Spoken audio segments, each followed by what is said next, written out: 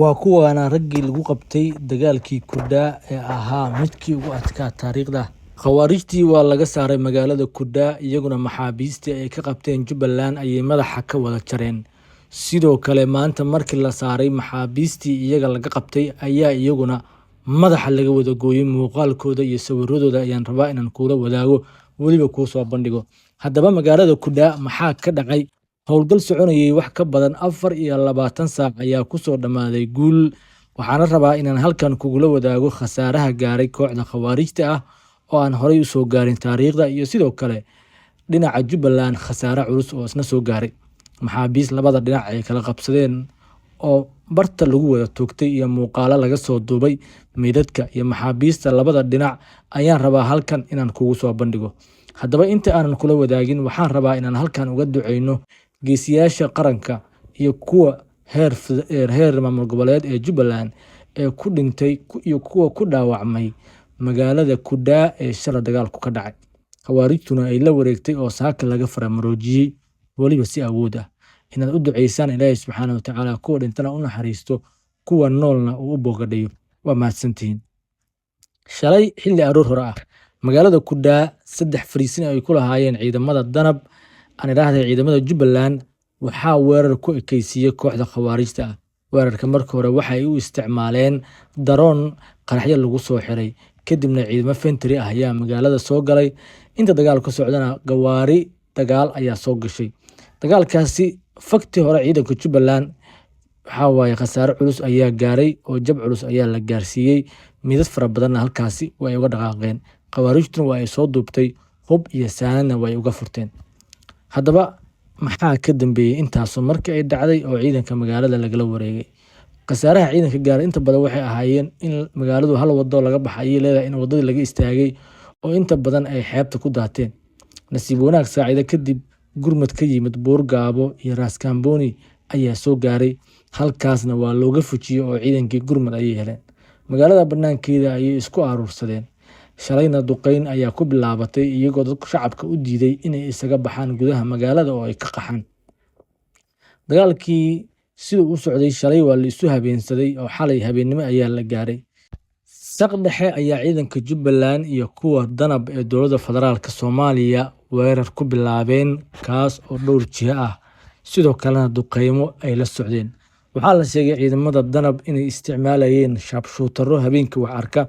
Halkaasna waxaa lagu dilay saraakiishii ugu badneed ee hal goob kooxa khawaarijta ah looga dilo. Dagaalkaas wuxuu ahaa mid qorsheysan oo ilaa iyo shalay ay saraakiisha danab iyo kuwa Jubbaland, kuwa Kenya iyo kuwa Mareykankaba ay iska qorsheynayeen in hal nin uusan ka fakan. Nasiib wanaag maanta wixii baxsaday waa ay yaraayeen. Weerarkii xalay ku bilowday ayaa maanta 11kii duhurnimo soo gaaray. Waxaa la soo bandhigay ku dhowaad 40 nin oo meyd ah. Waxyaabaha la yaab kale waxay ahaayeen oo dadka Soomaaliyeed oo dhan la yaaban yihiin in dhaawacyadii laga qabtay khawaarijta ay ciidamadu si fool xun u dileen. Way wareysteen, waana la wadaagi doonaaye Telegramka aan hoos soo dhigi doonana waad ka daawan doontaan. Wareysigaas marka loo qaaday kadibna madaxa ayaa laga wada gooyay oo bartaas ayaa lagu wada toogtay. Shalay markii ay qabteen magaalada qabsadeen kooxda khawaarijta ah, waxay gacanta ku dhigeen niman maxaabiis ah. Xalay waa in la wadaagay wajiyadooda anoo shucaaca ka furay, laakiin commentiga ayay dad badan ka soo qeeliyeen iyaga oo lah wajiyadooda maxaa loo qarinayaa. Laakiin maanta maadaama ciidamadii arkeen, waxaan rabaa idinla wadaago muuqaaladaasi iyo sawirada ay khawaarijta baahisay oo ah ciidamadii gacanta lagu dhigay shalay inta dagaalku socday. Halkan ayaana idiin soo saari doonaa. Haddaba waad aragtaan, dabcan dagaalku shalay wuxuu ahaa mid ka duwan kuwii hore. Isla shalay markay maxaabiista qabteen ba muuqaalo ay ka duubeen, waana ay khaarijiyeen. Iyagana qaybta Telegramka ayay yaalaan, labada dhinacba meydadkoodii iyo sidoo kale dhaawacyadoodii. Xoguhu waxay sheegayaan labada dhinacba jab xooggan iyo khasaare culus inuu soo gaaray, laakiin nasiib wanaag haatan gacanta magaalada waxaa ku haya ciidanka dowladda iyo sidoo kale kuwa maamulka Jubbaland oo isgarabsanaya. Wixii la qabtana waxaa go'aan lagu gaaray inaan maxkamad lala gaarin oo bartaas looga wada takhaluso, oo barta lagu dilo oo aan la gaarsiin maxkamad iyo in la sii daayo. Dagaalku wuxuu ahaa mid labada dhinacba culays xooggan la saaray. Shabaab waxay doonayeen in magaalada Kuddaa ay la wareegaan oo ay gacanta ku hayaan inta noloshooda ka dhiman ayna ka dhigaan deegaanada iyaga hoos yimaada. Kudhaa waa magaalo istiraatiiji ah, waa magaalo jasiirad u ekay ah oo jasiiradoo kale ah oo boqolkiiba 90 ay ku hareeraysan yihiin biyo oo hal meel oo laga soo galo oo keliya leh. waana meel muhiim u ah isu socodka gaadiidka badda ee u kala goosha magaalada Kismaayo iyo sidoo kale Ras Kamboni. Waxayna rabeen in halkaasi ay ka aasaasaan ciidamo carqaladeeya ciidamada badda maraya ee Jubbaland kuwaas oo u socda magaalada Ras Kamboni. Laakiin maanta waxaa ka raacay kabtay ma aragtay oo kala cararkii ka dhacay waa ay ku qusqaateen dagaalyahanada khawaarijta ah kuwaas oo shalay weerar cagmarin ah ku ekeeyey ciidamadii saddexda xarun ka deganaa magaalada Kismaayo, magaalada aan idhaahdee Kudhaa. Haddaba waxaa lasoo bandhigay maanta iyagoo laga qabanayo gaadiid dagaal oo ay shala qaateen oo maanta laga qaaday qaarna laga gubay kuwa ay haysteen oo la baabi'iyey farxadkoodii oo ilaa iyo haatan ay ciidanku daba taagan yihiin. waxayna noqotay wax ay dadka Soomaaliyeed si aad ah ugu farxaan oo ay la dhacaan jabka loo geystay khawaarijta iyo sidoo kale wixii ay geysteen wax ka daran ayagana in loo geysto. Haddaba waxaan rabaa inaan kula wadaago codka mid ka mid ah saraakiisha ugu muhiimsan kooxda khawaarijta ah oo shalay inta ay magaalada haysteen ka warbixiyay sida wax u dhacay iyo qaabka dagaalku u dhacay ee Ibraahim Daawo. Alxamdulillaahi rabbil caalamiin wasalaatu wasalaamu calaa rasuulillaah wa calaa aalihi wa saxbihi ajmaciin. Amaa bacd, falam taqtuluuhum walaakina allaha qatalahum wamaa ramayta id ramayta walaakina allaha ramaa ولكن الله رمى وليبلي المؤمنين منه بلاء حسنا إن الله سميع عليم.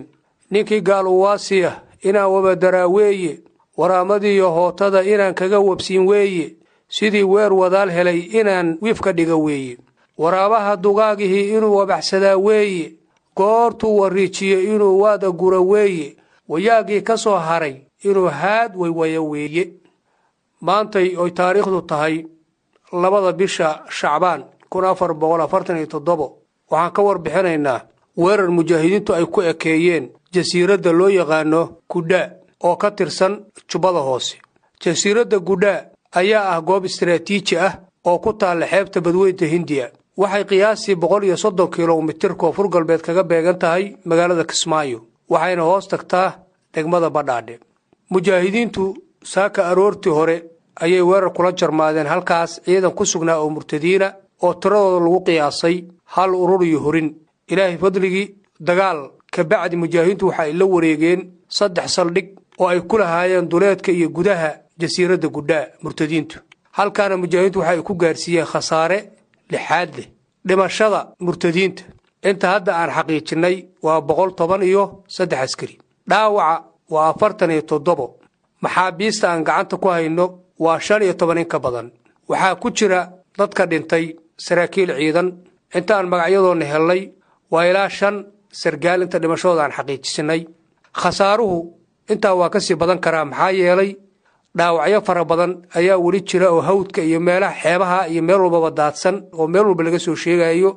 hubka lama tira koobi karo, hub gacmeedka beekaamyadii aakayaashii RPG-ga aad bay u tira badan yihiin. waxaa kaloo jira 2 qori oo hubka diyaaradaha ah oo xarada ku rakibnaa oo mujaahidiintu la wareegeen. dhammaan nimankaas wixii agab meesha u yaalay waa ka carareen, wax ay gacanta ay ku qaateen waa yaraayeen. guuldarradaas weyn ayaa Allah subxaanahu wa ta'aala dhabarka u saaray. ninkii gaala caabuda rabbina gooya xarigiisa barya wuxuu gabraartaba hadduu malagu soo gaaro jahannaba inuu geli kitaab garanayaa sheegay. sababta keentay weerarkan lixaad kale inay mujaahidiintu ku ekeeyaan xeradaas murtadiinta lagu magacaabo Jubbaland ay ku lahaayeen jasiiradda Kudhaa waa dhowr sababood. midda koowaad waxaa weeye in ay saliibiyiinta Mareykanka iyo Kenyaatiga u yihiin gacmo, indho, askar iyo eeye ay ku ugaartaan. sidoo kalena ay caadaysteen dilka umulaha, ilmaha yaryar iyo odayaasha. 2 waxa ay ahayd u aargudid loo aargudayo dadkii muslimiinta ahaa ee ay ku laayeen Jubbada Hoose sida dhacdadii Jamaame oo ay ku dileen 12 qof oo birmageyda ahaa kuwaasoo u badnaa dumar iyo carruur. waxay kaloo aargudu ahayd dilka marka ay u geysteen dad badan oo rayada oo shacaba oon waxba qabinin oo birmageyda ay kuna dileen deegaan kale ee Wayaanta oo hoostaga degmada Kismaayo, kuwaasoo ugu magac dheeraan nabadoonkii beesha Gaaljecel ee Jubbada Hoose raximahullahu raxmatan waasican. sidoo kale waxaa ka mid ah asbaabaha duulaankan keenay barakicinta dadka iyo cabsigelinta maatada ay ka geysteen qaybo ka mida gobolka Jubbada Hoose. waxaa ka mid ah asbaabaha duulaanka keenay xadgudubyada ay u geysteen muqaddasaadka muslimiinta sida masaajidda, dugsiyada quraanka iyo madaarista lagu barto culumta shariicada islaamka, kuwaasoo ay kula kaceen burburin sida in ay dayuurada ku duqeeyeen, madaafiic ku garaaceen,